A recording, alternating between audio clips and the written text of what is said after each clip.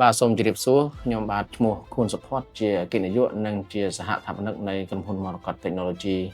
ក្រុមហ៊ុន Monocut យើងជាក្រុមហ៊ុនផ្នែកបច្ចេកវិទ្យាហិរញ្ញវត្ថុមួយក្នុងស្រុកខ្មែរយើងដែលផ្ដោតសំខាន់លើដំណោះស្រាយនិង system ជូនទៅដល់ស្ថាប័ន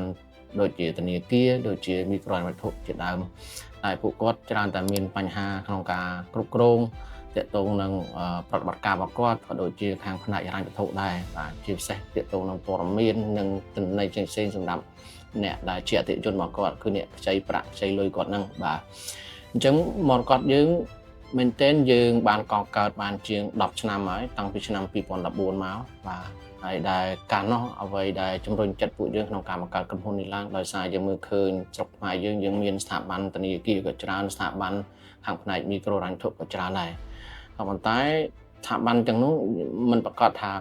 ពួកគាត់សុទ្ធតែមាន system មួយប្រើដោយគ្រប់គ្រាន់ហើយនឹងច្បាស់លាស់ទេហើយមានស្ថាប័នធំៗមួយចំនួនទេដែលជាខាងផ្នែកមីក្រូហិរញ្ញវត្ថុអីនោះដែលគាត់មានលទ្ធភាពទិញ system ខាងក្រៅយកមកប្រើហើយដែលកាលនោះថ្លៃមែនទែនបើពួកគាត់អត់មានកន្លះលានដុល្លារទេគឺពិបាកនឹងរកទិញមកប្រើជាពិសេសយើងយកចេញពីខាងអឺរ៉ុបពីការដែលយកមកតម្លើងប្រើនៅស្រុកខ្មែរយើងក៏ភាគច្រើនក៏វាចំណាយលុយចំណាយកាក់ច្រើនដែរជាពិសេសត្រូវឲ្យមានខាងក្រុមហៅថាទីប្រឹក្សា consultant ហ្នឹងគាត់មកធ្វើការផ្ទាល់នៅស្រុកយើងបាទចាយលើសហុយស្នាក់នៅហើយនឹងការធ្វើដំណើរអីហ្នឹងច្រើនអញ្ចឹងពួកខ្ញុំមើលឃើញពី